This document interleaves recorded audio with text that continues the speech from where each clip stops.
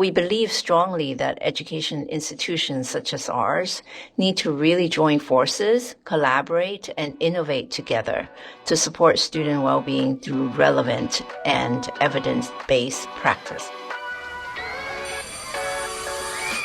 As vozes do professor. أصوات المعلمون. 老師有話兒. Teachers' voices.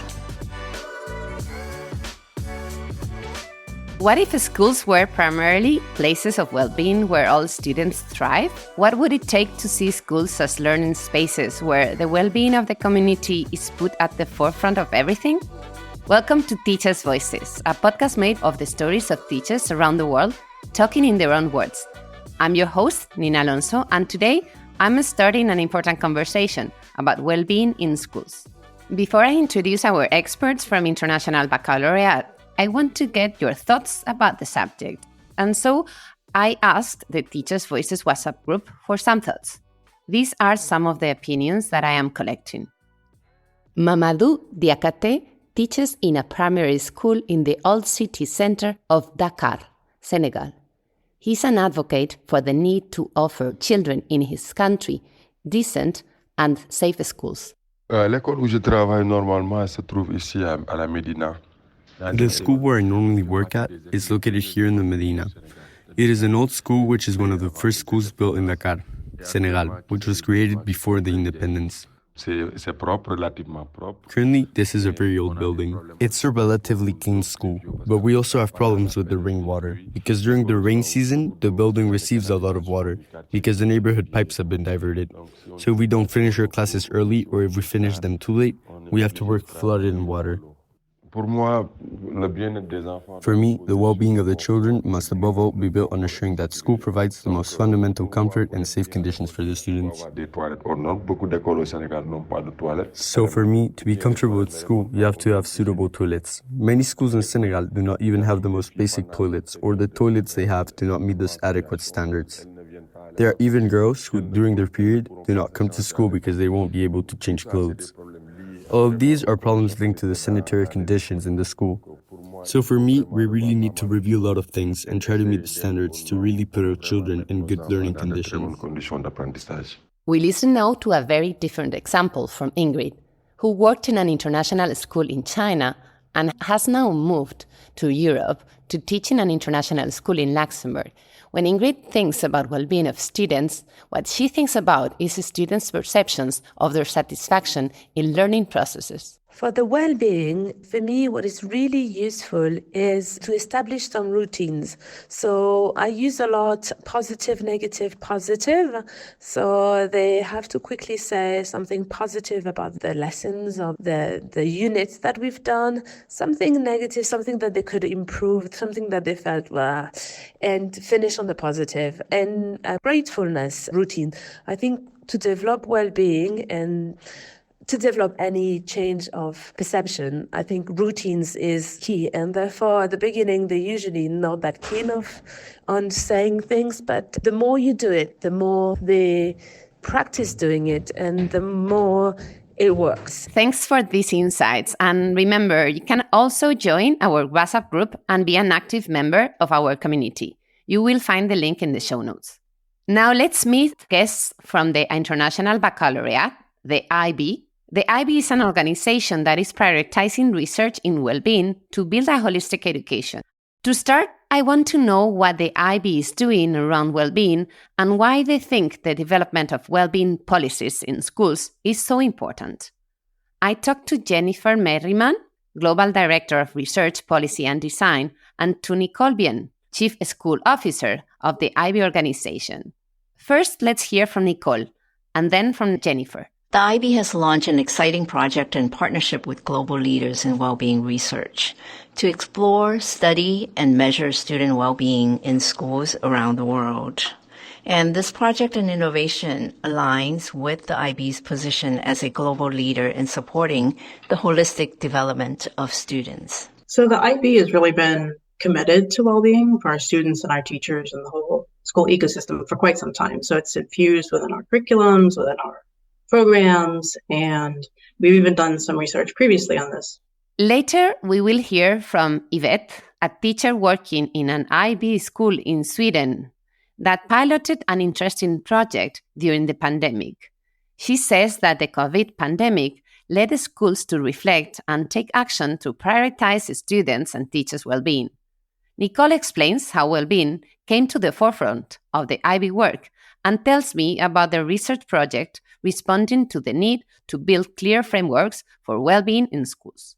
While we began the project to address well-being issues resulted from the pandemic disruptions in the lives of youth, well-being continues to exacerbate post-pandemic because of regional conflicts, natural disasters, climate crisis, and other complex global challenges. And these ongoing events together really take a toll on students and teachers' physical, mental, and emotional well-being. The IB had run previous studies about different components of well-being. Jennifer mentions some which you can find links to in the show notes.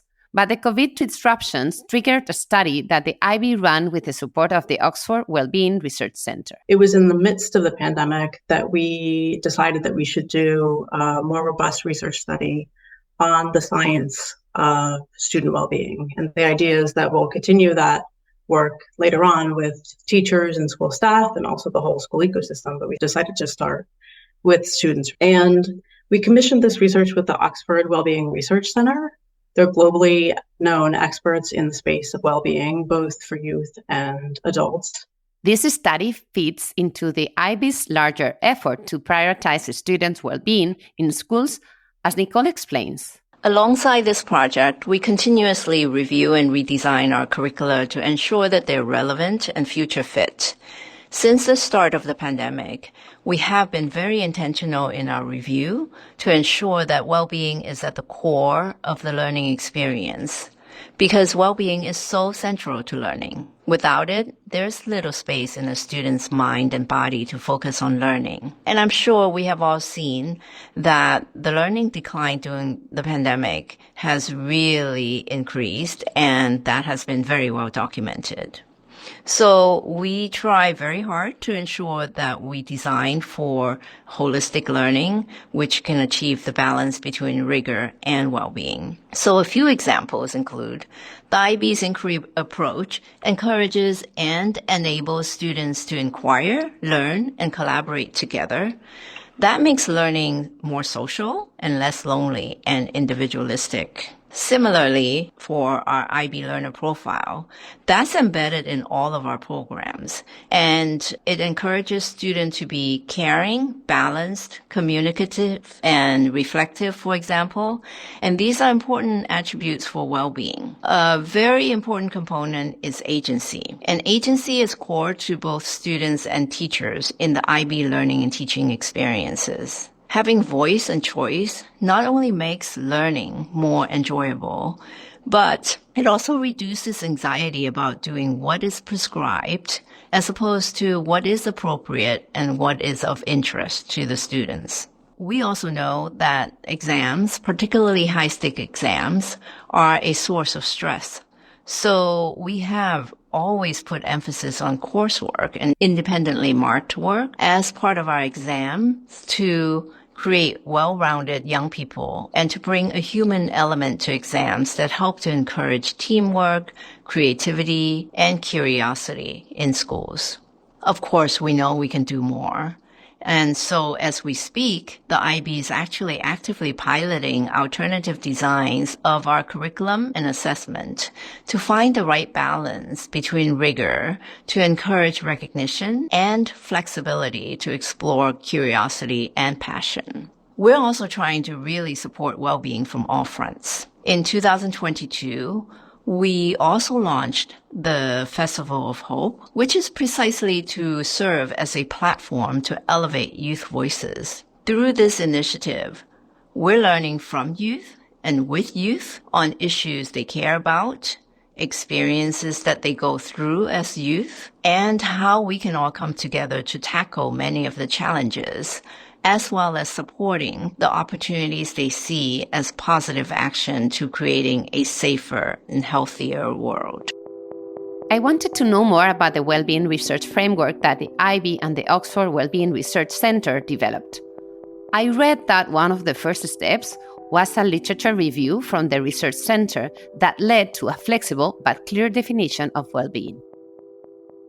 You imagine if you just kind of sit back and think about what does well-being mean for yourself. If everybody listening to this podcast tried to think of what it meant for them, it's huge and varied. It will mean different things to different people in different parts of the world based on their current experiences and the context that they're going through.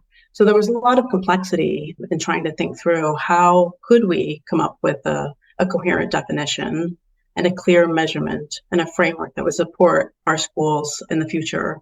And so I think really one of the big value of the work that they did is to get to the simplicity on the other side of this complexity in their definition and their measurement and in the framework. So there's both the simplicity in this, but also some flexibility. So there are lots and lots of different definitions and measures out there, but where Oxford landed on this, and I want to step back and just recognize the authors of the work. So the primary researcher undertaking this research for us was Dr. Laura Taylor, who is the deputy director of the Oxford Wellbeing Research Center.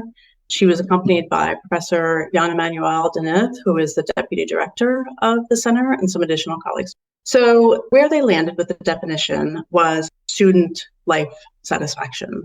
The idea with this is that it's really only something that the student themselves can self-report about their subjective well-being. And the definition actually has three components that they've included. So one is being satisfied with their school lives. The second piece is having a positive experience at and about school.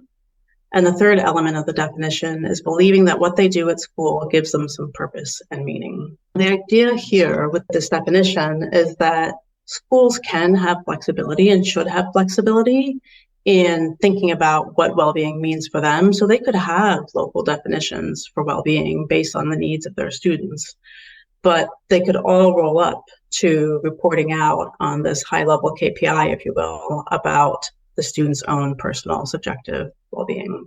Nicole explains that this common definition can help them understand how each student can thrive in their school life. Subjective well-being is one way to understand how students can do well, be well, and feel well independent of other students. Why is this important to the IB? It is important because our students live and learn in so many different environments, cultures, and contexts.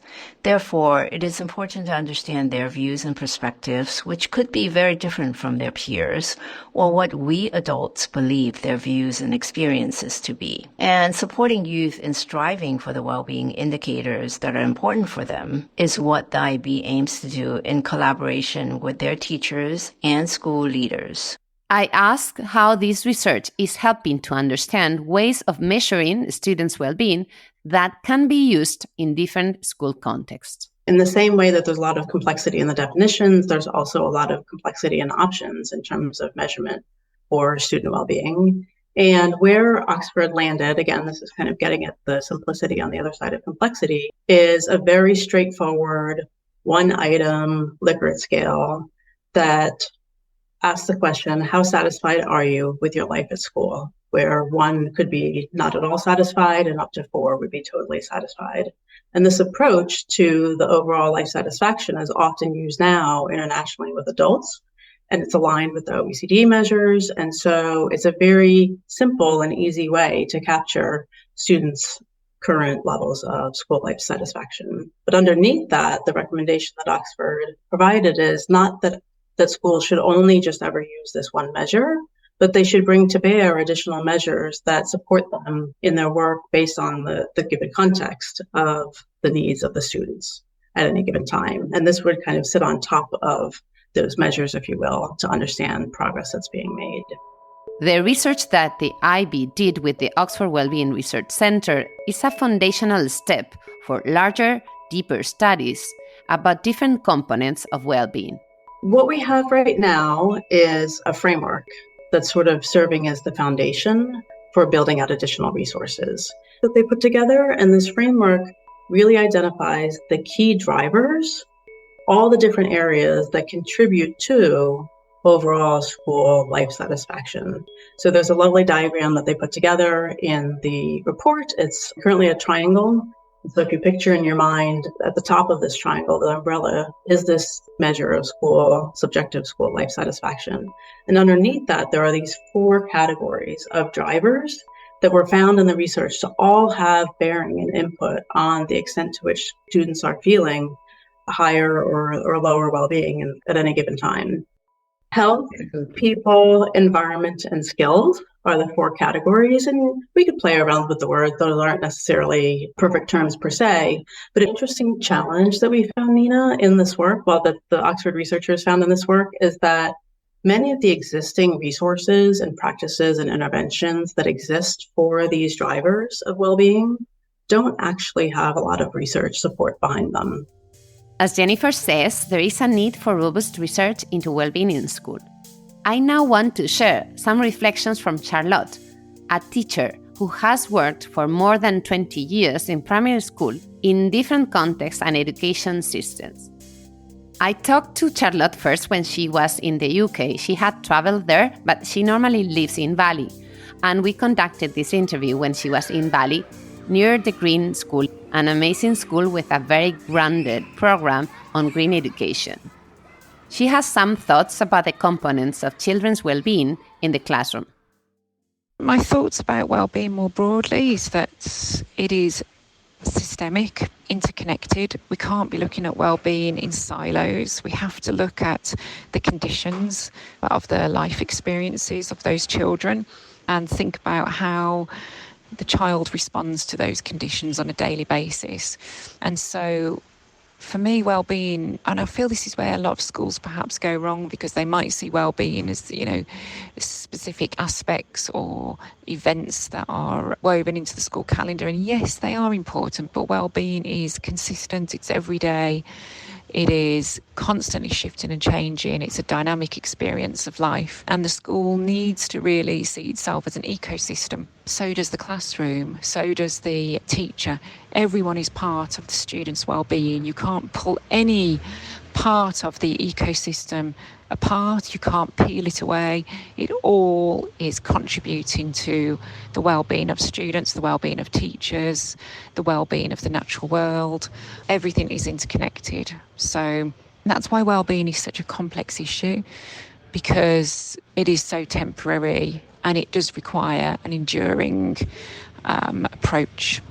Charlotte's definition aligns with the IB idea of holistic education, whereby all aspects of well-being are interconnected. However, Charlotte also distinguishes between different elements of well-being. I was thinking about how well-being could be separated into psychological, cognitive, social, and physical components, so that we can really sort of break apart and flesh out what those different components might tell us about student well-being.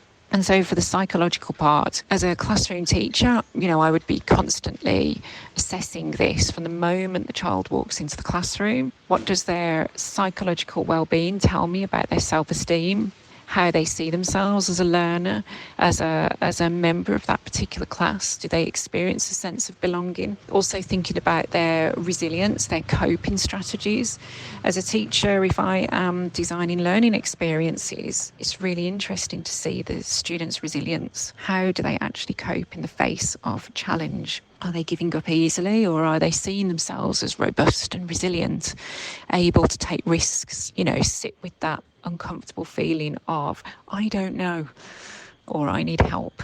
So that psychological well-being is observed through those kinds of behaviours, specifically as well how they talk about themselves, how they see themselves as a learner. Then there's the physical well-being. And again, as soon as that student walks into the classroom in the morning, you are assessing their physical well-being. Do they look tired? Have they slept well? Have they eaten breakfast? Are they eating a good school lunch? What does their nutrition tell us about their physical well-being? And then what about their fine and gross motor skills? Are they able to have certain levels of independence with their organisation? Then there's social. So if we look at a student's social well-being, these are really the friendships, the relationships that they have with others. Family relationships tell us about their well-being. Do they speak in positive ways about other people? How about their relationships with their teachers? How are they communicating? How are they collaborating? Are they able to advocate for their needs when they are with others? Are they able to listen to the needs of others and adjust themselves accordingly? What are their self-regulation abilities like? Are they having arguments and upsets and fallouts on the playground a lot? That would be a real indication of their well-being from a social perspective. And when parents email teachers or have phone calls and explain certain things that are happening at home, that also would really illuminate aspects of well-being that the teacher then needs to respond to, with how they manage their bodies throughout the school day. Does their physical well-being tell us something about any particular learning needs that might raise concerns for, say, occupational health, which might affect the students as they grow?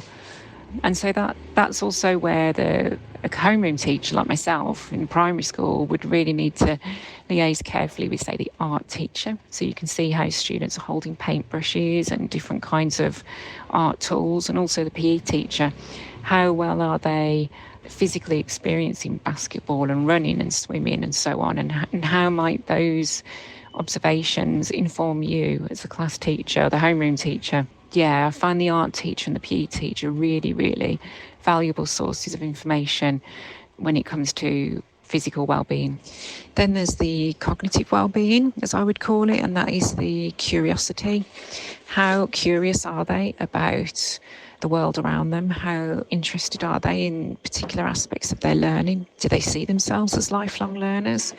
What are their communication abilities like? Are they able to communicate with others in written, verbal, visual, technical ways? How well do they collaborate with others on learning experiences? And really, what are their critical thinking and problem-solving abilities, and how are they able to utilise them in different aspects of the curriculum or the school experience?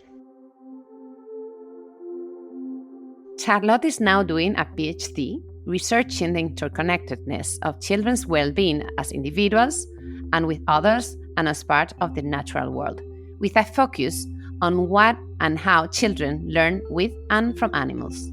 Coming back to the research that the IB did with Oxford Wellbeing Research Center, I asked Jennifer about the recommendations that emerged from the research. So there's a couple of things I would say that Oxford recommended. I think one is that it needs to be feasible in the school context. So it doesn't matter how effective an intervention is, if it's really infeasible to implement at a local level, it's just not going to work. And there needs to be policies and agreed understandings of how to implement these policies so that the staff have the time and space and capacity to support students in the way that is needed. I think there's a lot of flexibility too, to try some things out and see what works in the context. I think it's not going to look the same in every classroom or school globally. And so we invite schools to do some inquiry-based learning on their own and to really try some things and see what seems to be working in their own context. And then finally, I guess I would say one of the big insights that struck me from the Oxford work is that there's really no trade-off to be had between well-being and academic performance. They found that happier children make better learners. And so I think that's an invitation for schools to really commit the time and the resources that they need to support well-being, both for the students, but also for the staff. I asked Jennifer what schools think of the proposed framework. As part of the research study that Oxford did, they did do a small pilot to gather a bit of feedback, and the feedback was positive. Many felt like they could use it in their current circumstances to try to support well-being. But there are also a lot of questions that I think can help us guide further development. So they were wondering exactly how, and this goes back to your question, Nina, how do we actually use the framework to deliver interventions, to learn in an ongoing way about what's working and what's not working? How do we incorporate the measure that you're proposing with the student subjective well-being, with other measures that we've been using around belonging or SEL measures? And so I think on this learning journey, we can really benefit from the questions that teachers and schools have about how this all fits together to build better guidance. So we're really just at the beginning of this and trying to learn again, from the schools about how we can be most helpful. I want to know if the research had resulted in specific guidelines for teachers and school leaders, I also asked about the next steps that the IB is taking around well-being research. We're still very early in the research process. We don't have formalized guidance as yet to hand out to schools. I'd love to tell you about a research and innovation project that we're working on right now. That was the follow-on work to this foundational research report that Oxford did for us. We're about 3/4 of the way through the first of 3 years in the research grant. So if it makes sense to come back and do another podcast. But the idea was, because we learned from this work that Oxford had done that there's limited research in these different categories of the framework, Jacobs Foundation generously granted to partner with a number of esteemed partners globally to learn with and from schools about what they're doing in these areas, so that we don't say, we're the IB and here's how we'll improve these outcomes in all these different categories in a kind of prescribed way. Rather, it's a bottoms-up innovation approach where we're partnering with the schools to learn what they're already doing and trying to figure out from there which ones do they find promising that we might further research to generate the evidence. And so this grant includes the Oxford Wellbeing Research Center again, the Harvard Human Flourishing Program, Research Schools International, and 100, which is a Finnish-based innovation curation organization. And so collectively, we're gathering practices from schools globally. We have more than 200 schools enrolled in different elements. Yvette Larsson is an inspiring teacher based in Sweden, who we heard from in our episode on human-centered AI. Yvette is an engaged educator and an innovator, what we can call an edupreneur. She's also an active member of our Teachers' Voices WhatsApp community. Yvette shares her thoughts on one of the innovative practices that Jennifer mentioned, a program that is already selected by the organization 100, one of the organizations that is partnering in the new research that the IB has started about well-being. This program emerged from concerns about well-being during the COVID pandemic disruptions. Move and Learn is the name of the program.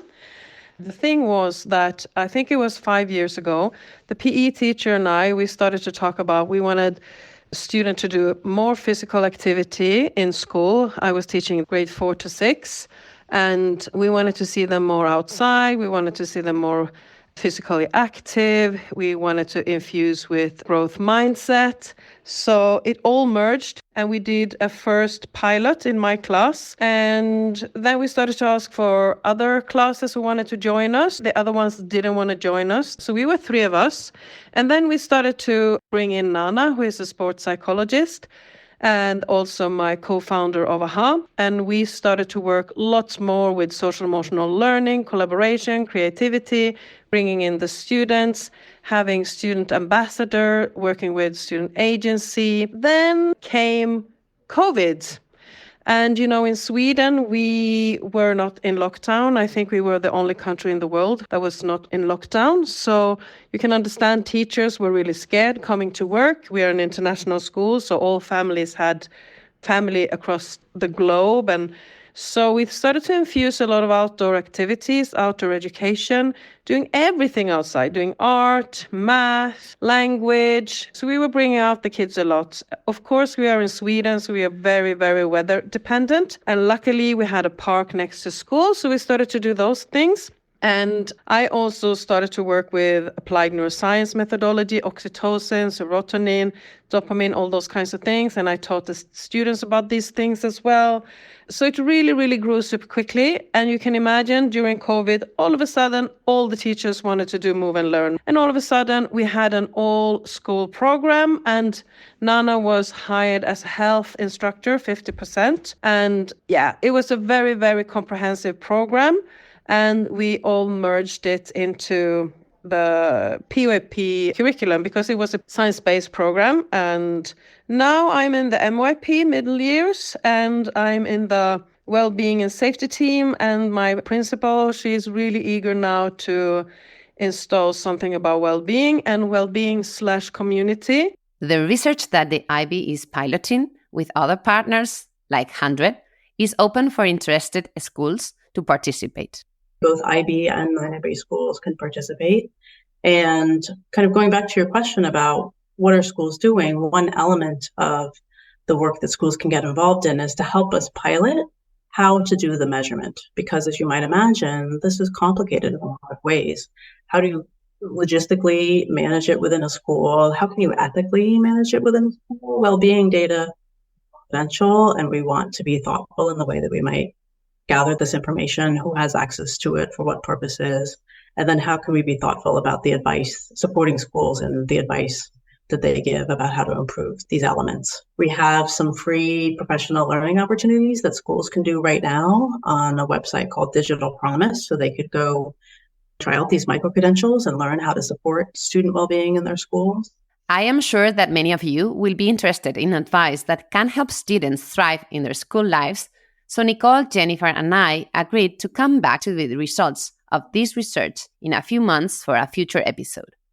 So we're hopeful that by the end of this 3-year grant that we'll have a lot more insights about what's working well, what are schools doing, how might we measure it, and what kinds of advice can we give to the schools about trying to improve in these areas of the different drivers. The whole thing won't be finished until the end of 2025, but we will have products as we go through. So we'll have a series of intervention reports. We've got one that's just about published now on physical activity. So it's actually a guide that schools can use to increase physical activity in their schools. As we come to the end of this episode, it still feels just like the start of a conversation that requires more depth and breadth.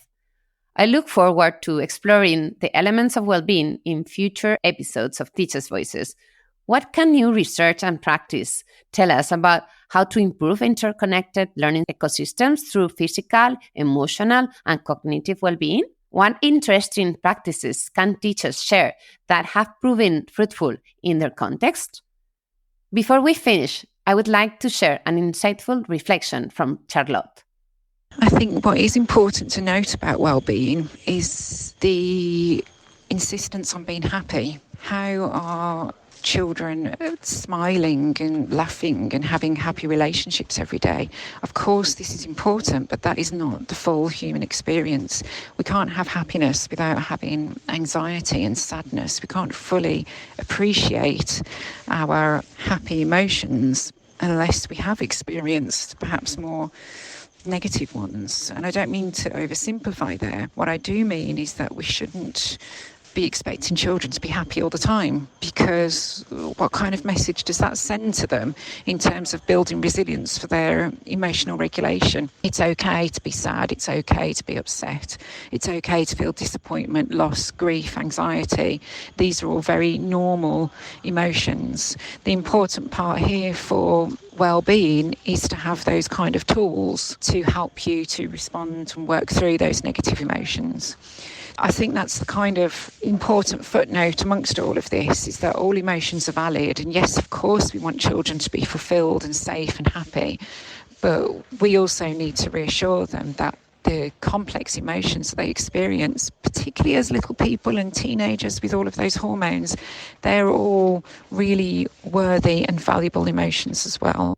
We've been thinking about with this work is a larger ambition through the measurement piece, where if we could collect data globally and track it over time, we might be able to produce a first ever child and adolescent world happiness report.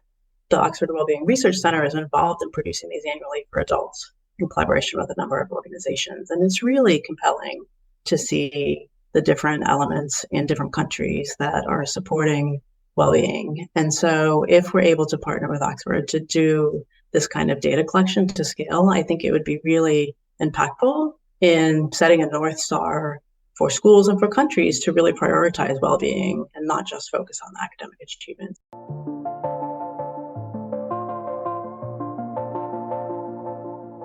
What I have learned from these conversations is that it's important to have a framework from which we can operate in different schools and work on different elements of well-being and come up with a definition that works well from us in each of our contexts. However, I think it is very important to dig deeper into each of the components and how it works in the local aspects of each of the schools that we are working in. So generally speaking, I think I'm really looking forward to explore what research says about very particular and specific components that construct and make the full experience of well-being. And by that, I mean, of course, students' well-being is key, but students' well-being is highly interconnected into teachers' well-being, right? So how can a student be feeling very satisfied with his or her school life if they are taught by a teacher who is demotivated? That could be something interesting. So I would be very interested in exploring as well the particulars of the different components of well-being and the interconnectedness of how these elements connect with other actors in the learning ecosystem. Even parents, teachers, head teachers, all the elements of the ecosystem. The teachers in the WhatsApp group that we have, they are all concerned about well-being. And of course, they are concerned about the well-being of teachers because there's just teachers shortages in all the context. And not only the current teachers and the current existing international body of teachers are kind of not very stable, and many of them are trying to go away because it's a very hard profession. But also we need to recruit much more teachers. And to recruit more teachers, we need motivated teachers. And we really need to take teachers' well-being seriously, and mainly the connection, and establish a good connection between learners' well-being and the teachers' well-being and the well-being of the full community, and how all these elements, including the natural world, they are just a network of well-being elements. So you cannot be well if the other elements of the ecosystem is not well. So I think we really need to dig deeper into different elements and into this interconnectedness. Both are very important, I think.